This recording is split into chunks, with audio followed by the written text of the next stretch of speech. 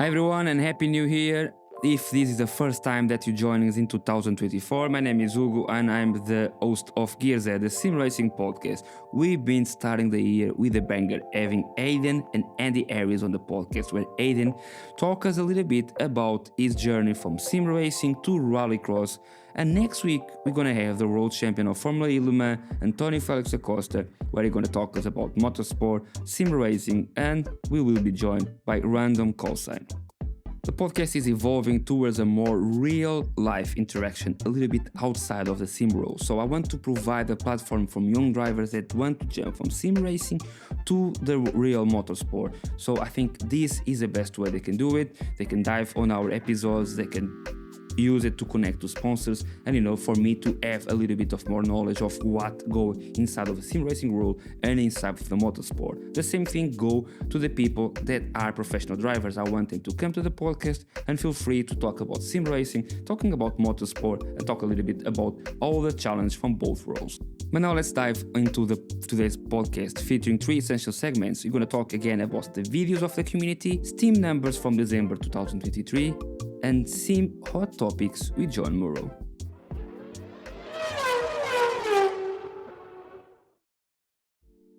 The first one have to be Rob Clark that brings us the perfect FOV guide for sim racing.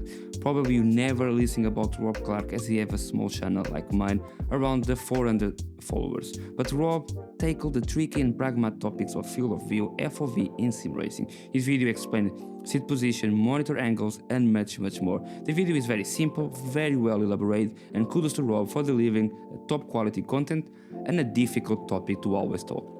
The next one have to be La Broca Sim Racing, my honest takes on Automobilista 2 Le Mans update. La Broca provides a concise and intuitive review of Automobilista 2 always, and is a channel that's been evolving a lot, reaching already almost 10,000 followers. You can see on these videos it is evolution, with a better scripting, better editing skills, and he deserves your follow and more love for his content.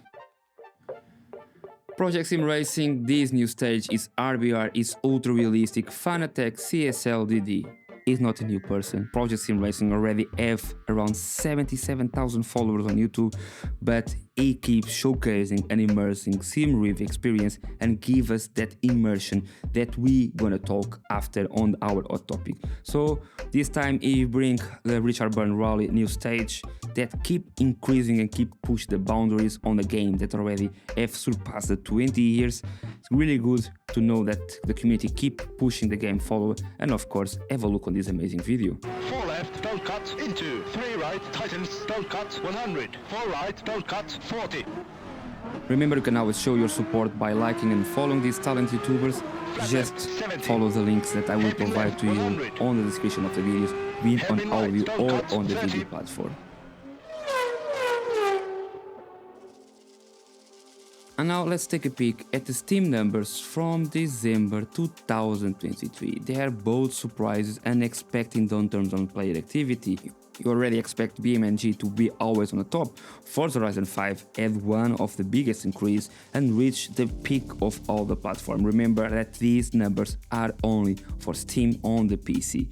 So Forza Horizon 5, My Summer Car, Need for Speed Unbound F and Automobilista have reached more than 44%. I was expecting, to be fair, that Assetto Corsa with the LFEM will be reached even higher, but I think they're going to reach more higher now on the month of January and on the next month of February. I think there we're really going to have the peak, but still 19,000 players is really good. In terms of Automobilista, the 1.5 been really changing what the game is. 44.3 on increase, reaching now 2.5 thousand players is really well, and quite surprised for Forza Horizon keep increasing at 21.88. But that's December, we know December is when sim racers always go inside of the house, and when you are inside of the house, sim racing come to you more often. What's go up, go down, and Trackmania 58.6 decrease, now reaching a peak of 1.7 thousand players. No, well, surprise for WR7, still one of the most played games, with 46.5 decrease reaching 2,000 players. Have a look on that number because it's going to be important. But yeah, the biggest flops for this month of December have to be F1 23 and Forza Motorsport with a down decrease of 25% of each one.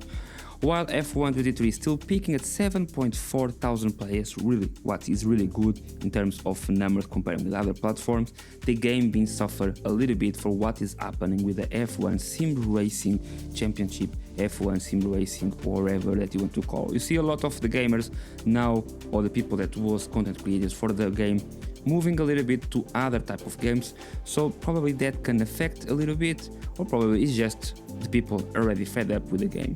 But the biggest has to be always Forza Motorsport. While the decrease of 25 is not alarming, the peaking numbers are really alarming, with 1.185 thousand players only. Of course, we are not talking about the Xbox numbers, we don't know what's happened with the Xbox, but you need to remember that this is a Game Pass game. This is a AAA game delivered only 3 months ago. So to just have this peak is really alarming and show that the devs need to take a little bit more insights of what the sim racing community wants. Forza Horizon 5 still one of the biggest games and is a game from the same company. So probably we need to have a look in which way we need to change Forza Motorsport, in which way we need to do it better. Of course, that single career mode is a collapse, with that type of drive the car for be able to evolve the car. That I would say that's not the way that we want to do when it comes to racing games. Forza Motorsport need to do better. The online is not increasing. They should do much better for that have that's still just a baby.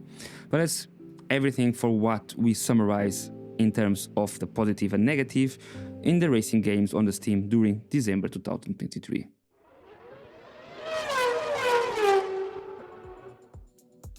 When you're talking about support, you can do that by hit the like button and give us a following. We have the goal to reach 1000 subscribers on the YouTube platform in 2024.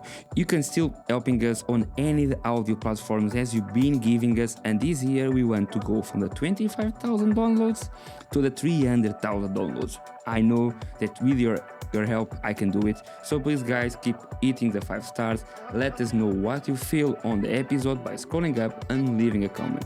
Remember, we support Gamers Beat Cancer every quarter of the year, so submitting half of that earnings by the Patreon to them. So please keep supporting us on that way, and a huge thank you to all our Patreon members.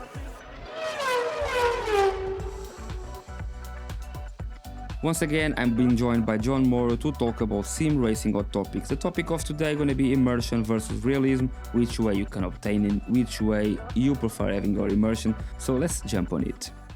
John, welcome back to the show once again. Thank you for having me again. Yeah, I really enjoyed our last chat, so looking forward to getting stuck in this week. Yeah, for this week, the topic is immersion and how can we obtain immersion, or as you say, immersion versus reality. So what is your hot takes on that? First of all, I don't think you need a huge amount of fancy equipment to get immersed in sim racing, because I think there's different types of immersion. There are immersion in terms of realistic feelings from the sim that you're driving on, from the way the car's handling, the force feedback through your wheel, and there's something immersive about a realistic feeling. But then you've also got kind of sensation based immersion, which is, whether that's motion, VR, being able to move your head and look to places, wind in your hair, all of these things also can add to immersion. And then you've just got the realistic nature of racing itself. Being in the middle of a competitive race, a proper online race against quick drivers, and being right in the thick of a battle is an immersive experience anyway. So you've got to kind of, I guess, draw the lines between what's realistic and what's immersive. But at the end of the day, there are so many different ways of obtaining immersion within the world of sim racing. So there's so many different facets to this. Yeah, it's a huge topic, when we start going to immersion, depending a lot on person to person, no? But what I want to emphasize is, you think our sense, like the vision, as you talk about VR, or the sound, have a huge impact better than the quality of the material that we have? Well, it's interesting because I when I first tried VR at a motor show years and years ago, it was just absolutely mind blowing and incredible. Like the very first time you ever experience VR, especially if it's in a sim racing setting, in a simulator, is genuinely mind blowing, and that is just an incredible feeling of immersion. But obviously, once you get used to it, and if you do a lot of sim racing, you kind of begin to you begin to just see it as another way of viewing the game. It's it Mhm. becomes part of the game. You lose that initial spark of wow, this is different, this is crazy, and you just kind of get used to it in the same way that you get used to 4K when HD changes to 4K. You just at Yeah, first it's exactly. amazing, and then it continues to be amazing, but you get comfortable and used to it, and it then just begins to feel like normal. So yeah, like the interesting one for me, I worked in a VR sim center for a couple of years in Glasgow, and they were running Project Cars 2 primarily with VR headsets, motion systems, wind generation, all of these things. And even though it was Project Cars 2, which is it's a sim, but I would say it's more of an accessible sim. It's not what people would call a hardcore sim that gives Yeah, you exact realism and all these things. But even that was incredibly immersive when you added everything else to it. So yeah, I don't think you need the sim to be the most, the number one in terms of full realism to be immersed. But maybe then with those kind of sims, you need a bit more of the fancy toys, the motion and the yeah. VR and the wind and all these things can help more. But you definitely don't need everything to feel immersed. And in terms of the evolution of the immersion on markets, you think is even we can even progress even more, or we already gonna already achieve everything possible? No, I think the biggest hole for me is the quality of VR headsets, and they have been getting better. But when VR Hmm. first came about, especially for me, someone with glasses, it was really, really difficult to actually get the most out of a VR headset because the resolution's just not there or wasn't there. It's, Yeah, it's definitely getting better because the more modern headsets I've tried, they're really, really getting there. But we're still a long way away from crystal clear 4K resolution in a VR headset. And I'm not an expert, so I do not know the hmm, time scale of or whether this is even possible given the technology and the shape of it, the size of it, and all this. A phone speaker, for example, is they've still not managed to make a phone speaker that's as good as fancy headphones. But that is the one thing that I think could really move the game along. A VR headset that actually gives you that 4K looking resolution in whatever way that comes. It might take 20 years, it might never happen, but for me, that would for sure push the immersion to the next level. And then it's just a case of finding ways to help people who have discomfort when using VR headsets as well, because I think the immersion itself, VR is a big part of in terms of an extra, a thing you can really add to. But for most people, you just you don't need it because it's not good enough to need it yet, if that makes any sense. yeah. Yeah, I agree with you on the part of the VR quality. I think it's getting somewhere. But like you, I have glasses a couple of times I need to use because my eyes get tired, so I need to use glasses. And when I play VR, I have to put glasses, and yeah, you sweat a lot. And I feel that our eyes are so near the screen. It's going to be very difficult for probably we have that clear image. I think it's too can be too Yeah. abrasive to for our eyes. But in other way, I think with Apple, I don't know why, with Apple jumping on the VR with that Apple Vision or something, normally they tend to turn something that is already working and make it a little bit better way. So, like Elgato, when they pick up teleprompters or webcams, they always make them something that's already working better. So I think probably Apple can do something completely different on VR and make it a better, but I don't know. One of the things for me that in nostalgia, in immersion is nostalgia. Do you think that Mm. nostalgia have a huge impact on the way that we immerse ourselves on a game? Oh, I definitely think so. I think nostalgia gives you it's emotion. It's a very strong emotion when you start playing an old Yeah. game, and when you associate a sound or a sight to a memory or something, there's a huge amount of immersion because you can almost like taste what you tasted that day, or you can hear sounds that you heard 10 years ago, and that for me that's an immersive trait. It's a bit of a difficult thing to really hone in on, for sure, but there are definitely some ties there. I still have I remember when I first did when I first ever did a race on iRacing. I can still remember exactly what it felt like, even though I was using a wheel with no force feedback, 90-degree rotation. I had it on my desk, and but I still remember that super immersive competitive feeling of actually being a racing driver in an online competitive environment for the first time. And when I think back on that I have a huge sense of like nostalgia and a good memory, but also, yeah, I can essentially immerse myself in that memory. So yeah, I think there's definitely links, but it's a bit of it's a bit of a tricky one because there's so many different angles you can look at it from. And I think nostalgic feelings are one of the most important feelings for sim racers in general, Yep. regardless of the immersion factor. We all want to go back and drive our favorite cars or remember our favorite moments or great races and stuff like that. So yeah, there's lots of ties. Yeah, I say this one because, for example, I think the biggest example in sim racing community is GP Labs, where he every time he go to a old sim or whatever the sim they play, he always have a wheel that's going to bring him that resembles what car he's driving, and after you feel that he embrace himself on the most simple system possible, steering wheel, a shifter, and brake, and he feels that he's living the race. So that's why I say, because I feel sometimes that people spend so much money to get immersive and forgot just to have that vision, and forgot that for probably the best thing for getting immersion is our brain. So do you use all your five senses when you're driving a sim racing to get immersive, or you just depending on the sound and on the vision? Oh, yeah, that's a good question. I think it can depend on the situation and how. I think it depends on your mindset as well. Like if you go into a Okay. situation, are you just going into it to have a bit of a race online, have a drive, have a chat with friends, or are you going into it to really try and replicate something that feels immersive, try and really get into the flow of it? And it takes me back to being a kid because when I was younger, I used to try my best to pretend I was doing something that was realistic. So maybe when I was 12 years old racing on like Kellogg's Grand Prix or some sort of racing game like that, I would always try and put all the real names of the drivers in there, put all of the realistic settings, do full Grand Prix lens, even though I always crashed out on lap 4. But I would always just try and make myself feel like I was really doing it in real life. And honestly, the amount of enjoyment I got out of that. You really can switch it on essentially with the right mindset. So, you know, in your example, yeah, for sure, GP Laps, if he goes into these videos trying to immerse himself in it, trying to feel, try and evoke that feeling that driving that car would actually give you on that circuit, especially with old stuff, it just adds a certain element, pounding through a forest or an old layout that doesn't exist anymore. It can really put you in the moment in that place. So Yeah. I think for me, it's all about the mindset. Okay, you talk about something important, like say when you're a kid, you make the real names and everything. It's going to sound stupid, but I used to imagine commentaries when I was on a race.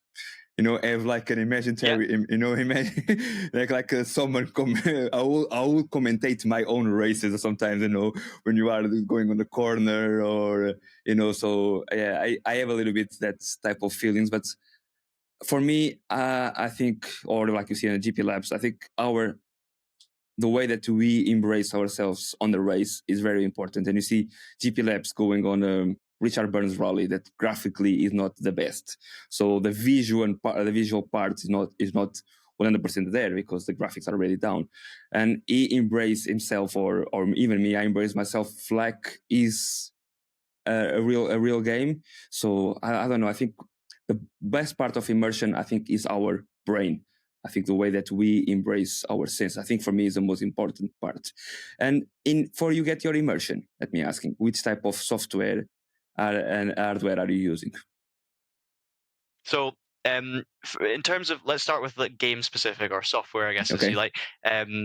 I tend to, it's funny that you mentioned like Richard Burns Rally because for me, I get most of my, I would call immersive enjoyment out of doing proper rallies on Richard Burns Rally. Full length, full damage, competing online, and having multi-class rallies. It doesn't have to be World Rally cars. It can be club front wheel drive, club level historics or anything, and just actually feeling like you're competing in a real length rally against real people on the sim with that realism in terms of the actual car damage and I guess the stuff the scenario around the driving, because the driving on Richard Burns Rally is realistic, but it's more of the realism of the competition of rally. The fact that you can lose by 20 seconds a stage, but still win because the other guy's going to put it in a tree at some point. So that's where I get my immersion and my most enjoyment from that side of things. And in terms of hardware, it's difficult. I've never been someone who's put too much effort into immersing myself. I tend to Okay. focus on, being able to have, a good clean frame rate. Just being able to have equipment that's reliable and that works. And I immerse myself in a good race, in a good event, and I don't really pay too much attention to the stuff around me, in terms of, I've never gone down the route of getting myself haptic chairs or motion or butt kickers or any of these things. And I've got a VR headset. I don't really use it. Because I'm lucky and I'm fortunate to be in a situation where I've experienced a lot of these things across the board. I've tried Mhm. lots of cool things with traction, but also growing up, I got involved in sim racing a lot, went to a lot of events and stuff, and I've had a good try of a lot of these fancy things. So I don't need that buzz from my hardware, and I've Okay. had that experience. I've enjoyed it. I found it very cool. But when it comes down to the meat and bones of it, what really immerses me is good competition and actually being able to compete and get completely lost in a good battle or a good lap, for example, rather than getting lost in feeling some sensations on your skin that make it more realistic. Hopefully that makes some sort of sense. No, makes sense, because I think is what we want to talk is what first check what is immersion, that we already been talking on other parts of the podcast, but check how can people get immersion and different types of immersion. I'm a little bit more like you. I think the motion sense helps a lot, but after fatigue me too. So gonna take me more, Yeah. gonna be more the professional part and take the gaming part of sim racing, if I make sense, because I think sim racing you have the professional part now too, and after you have the casual gamers that like sim racing. So I'm consider myself a casual. I like it, but I don't like it. I'm not a professional, so I need to go for more the casual part. And I think the using of motion sensors, like I said, the wind tunnels, or that make for the fake wind to give a sense of the haptic pedals, I think is good, but it's already a level that's probably going to take me away from what I want on sim racing. That is jump, sit down, easy game to input, not tweak every time I want to do something like a talk. I have to put three programs every time you sit down. You have to put three programs working, make sure that everything is connected. I like to put my wheel, play, and do my game.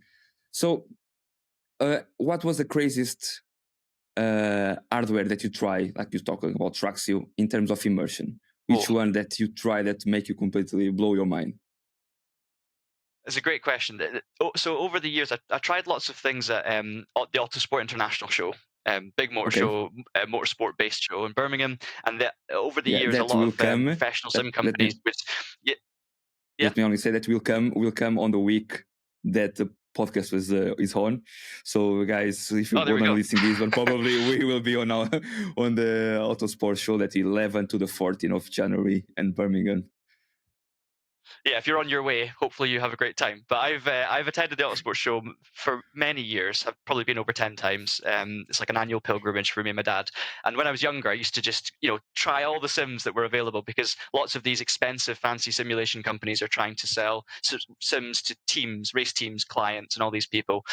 So there's kind of a bit of a match there. So I did try a lot of really cool, massive, fancy motion simulators that I won't remember the names of or anything like that, but they were very, very cool. But I think in terms of stuff I've actually tried and remember, um, I went to a D-Box event, trying out some new D-Box motion systems in association with Visaro. I did a traction video on it, so you'll be able to find that if you search for D-Box motion rig and traction. You can see what I thought about it. But it was absolutely incredible. Just the ability of the motion and the way the motion actually was integrated. When you were doing like a rally stage, for example, you could feel every single rock and every bump. Every time you went over a jump, you got a double compression, just like you could feel the front going down, then the back, and a lot of motion, I feel, tries too hard to just shake you around and make it feel like things are happening that aren't necessarily the real things you'd feel because you're not actually moving very much. And there's so many different, there's no G forces at play. There's so many differences. But whatever D-Box have done with their systems, they've really managed to, I guess, translate the feeling of the road, the feeling of the surfaces, and the changes in the suspension, a bit like a really, really fancy direct drive steering wheel did for the steering wheel market. That's what they did, in my opinion, for a motion rig. You know, it felt amazing. I'm not saying there aren't other amazing ones out there that are just as good. I've not tried them all, but in my experience, that for me really, really blew my mind. You know, as much as anything else. Yeah, I have a similar story like you. I was a kid around, I would say, early 2000s. I don't know, I cannot say to you which precise year, but it's a fair that go around my town, very small fair comparing with Autosport, and it was a company that came with a dirty game, and they have like a, I would say like a motion, and for us on that and the early 2000s was completely crazy. You sit down on something and vibrated, and but it was for me, I always felt it was over exaggerated.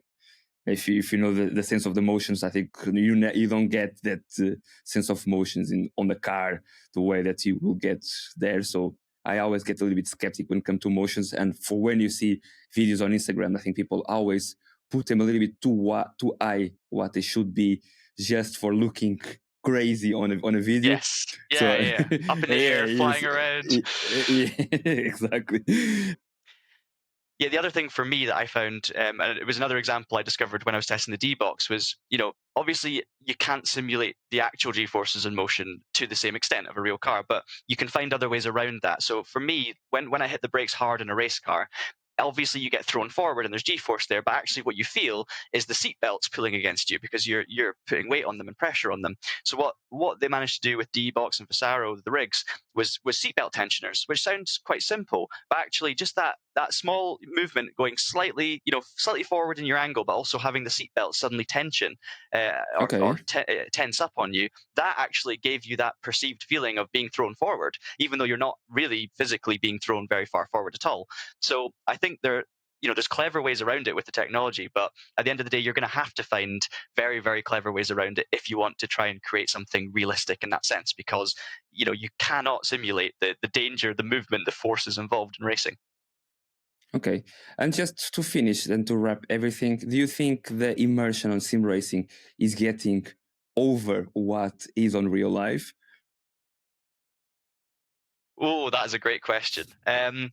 I think you almost have to overcompensate in some ways if you want to try and create the feeling of real racing, because there is so much happening. Your senses are an overload in real life when you're actually driving, and a lot of these things that you feel, vibrations and movements and things, don't necessarily happen deliberately. They happen because something's loose, or just because there's a bump in the road, or there's so many Hmm. different variables at play that you don't get in sim racing. So the sim racing industry is trying very hard to replicate all of these little things, and I don't think it's a bad thing. I think it can be overkill if it's done badly. If people put the emphasis on extremities, moving you very a lot, or powerful and all these kind of things, it can become a bit too far. And I think as well, considering the amount of software you need to have these things running properly and the amount of setup work that can be required, for me, it's not always worth it. You can just get immersed with good software, a good steering wheel, and just enjoying what you're doing and actually being competitive, racing against real people. That is hugely immersive in itself. So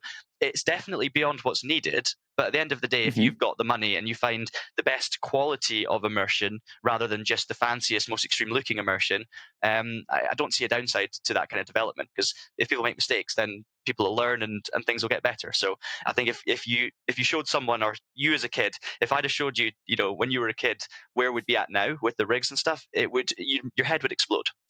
So I Yeah. think it's good. I think it's a good thing.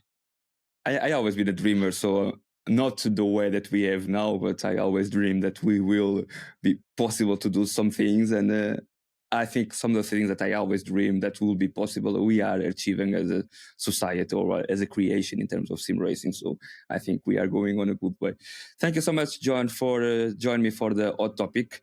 John will come next month to talk about again sim racing news. So guys, leave on the comments, go to John Twitter and John YouTube, that's going to be passing around for giving him some love. And let's see where you can find John on the next chapter.